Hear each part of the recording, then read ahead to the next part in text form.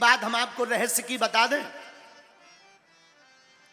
भगवान कृष्ण ने तो सिर्फ एक ही रास किया है, राम जी ने 999 रास किए। हाँ, 999 रास रचाए राम जी ने। हाँ, तो भगवान कृष्ण तो बेचारे एक ही, लेकिन ये कौन कम है? आप राम जी को कम ना मानना। हम 6 दिन जरूर महिमा गा रहे थे, लेकिन आज हम थोड़ा उल्टा बोलेंगे। राम जी को भी आप कम मत मानना, राम जी भी कम गुरु नहीं है। राम जी गुरु हैं तो भगवान कृष्ण उन्हीं के चेला जैसे हैं तो एक। राम जी भी कम नहीं, राम जी ने तो 999 रास रचाए।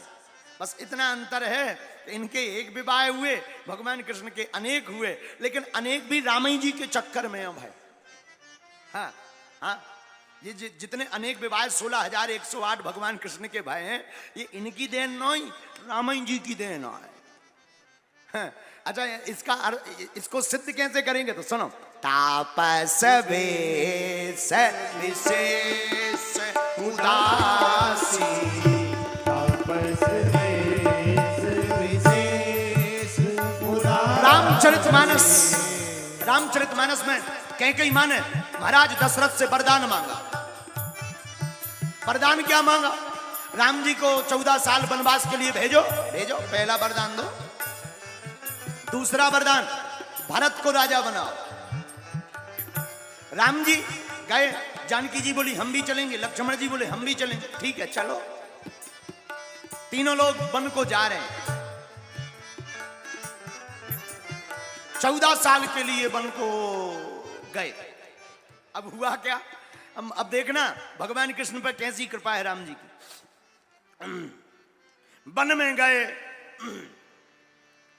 चित्रकूट पहुंचे। चित्रकूट रघुनंदन आए। चित्रकूट में राम जी आए।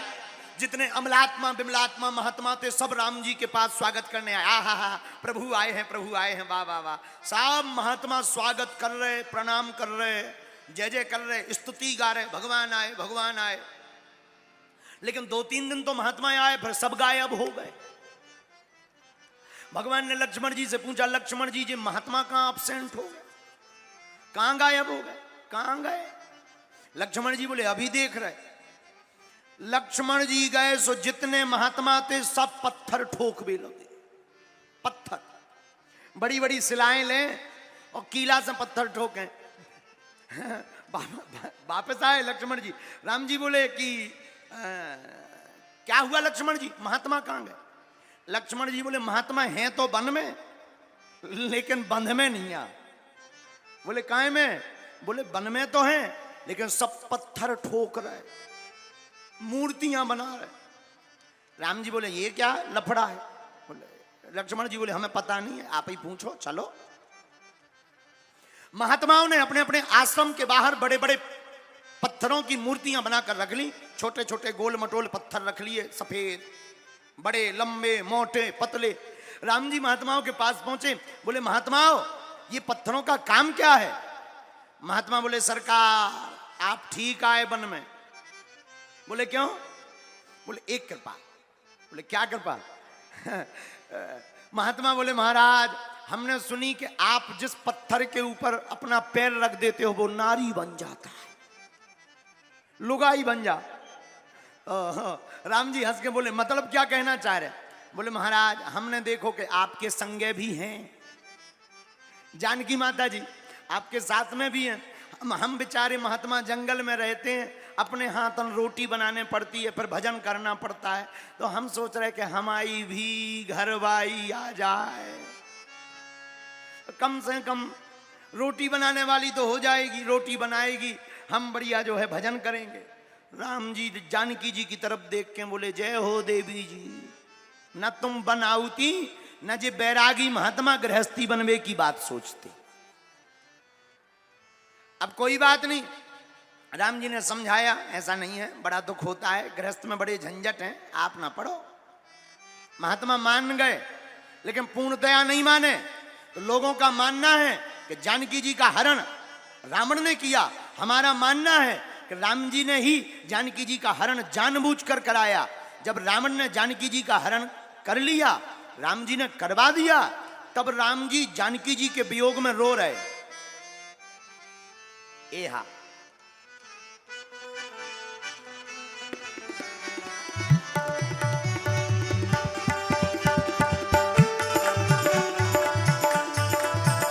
एहा हे खग मृग हे मधुकर से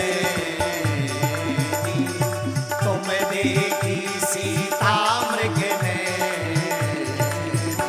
एहा हे खग मृग हे मधुकर से तुम देखी सीता मृग ने।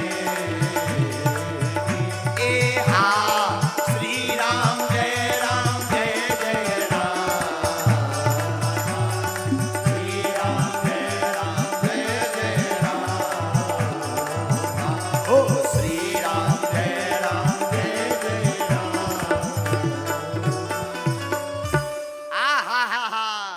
राम जी ने जब जानकी जी का हरण करवा दिया तो राम जी रोने लगे, और जहां महात्मा दिखावे सोते ही राम जी और जोर जोर से रोवे। हे सीते, पेड़ से लिपट जाएं, जानवरों को हिरणों को देखकर पूछें तुमने देखी जानकी जी, रोवे। महात्मा बोले भगवान की बड़ी कृपा के हमाओ ठीक नहीं ब्याह भाव। तो दूसरे महात्मा बोले मतलब, अरे बोले भगवान ने ठीक नहीं नारी बनाई। अगर नारी बनाई होती हो, घर में लोगाई होती, तो जैसे भगवान रो रहे अपन को और रोना पड़ता। मन में तो और राक्षस आते ही रहते, पता नहीं कौन हरण करके ले जाए। बे हैं भगवान रो रहे लोगाई के चक्कर में। जब भगवान रो रहे तो हम लोगों को तो रोना ही पड़ता। और भगवान भी बड़े अद्भुत हैं। राम जी भी महात्माओं को देख करके जहां महात्मा दिखावे, जहां महात्माओं के आश्रम हते, ऊ तरफ महाराज भगवान मुंह करके और जोर से रोवे सीते। महात्माओं को लगे हे भगवान, ये स्वर रोने पड़ा। सब महात्मा बोले प्रभु बड़ी कृपा, हमाओ ब्याह ठीक नहीं करवाओ। लेकिन आगे चले तो कुछ और महात्मा आए, प्रभु हम आपके रूप को देख करके मोहित हो गए। आहा, धन्य है आपका रूप और आपकी सुंदरता। सरकार हम आपके रूप को देखकर मोहित हो गए, आप हमको स्वीकार करो। आहा, मिथिला में भी कुछ मिथिला की रानियां मिली जो भगवान के रूप को देखकर मोहित हुई, और वो कहने लगी सरकार हमें भी स्वीकार करो। राम जी बोले देवी अभी तो हम राम अवतार में हैं, इसलिए एक पत्नी व्रतधारी रहेंगे, लेकिन द्वापर में कृष्ण अवतार लेकर आएंगे तब अनेक पत्नी व्रत धारण कर लेंगे। तो जो ये 16,108 विवाह हैं भगवान कृष्ण के, इनकी देन भी रामायण जी की है। इसमें भगवान कृष्ण की कोई गलती नहीं है। न राम जी ऐसा वचन देते, न भगवान कृष्ण को ऐसा करना पड़ता। इसलिए रोज तो हम बुराई करते रहे भगवान कृष्ण की, लेकिन आज महिमा गा रहे कि जितनी भी भगवान कृष्ण के साथ बीती है वो सब राम जी के कारण बीती है। ये सब रघुनाथ जी ही सब कुछ है। और अंत में हम यही कहेंगे राम कृष्ण दो एक हैं, अंतर नहीं निमेष।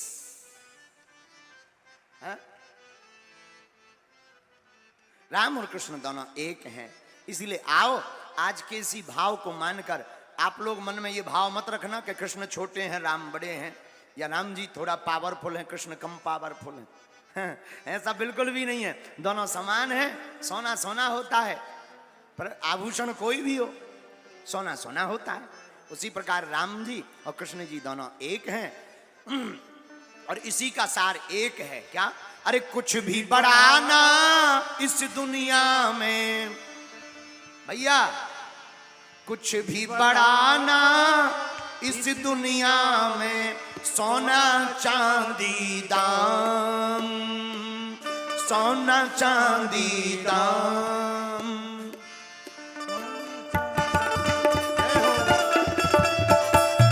दोनों हाथ उठा कर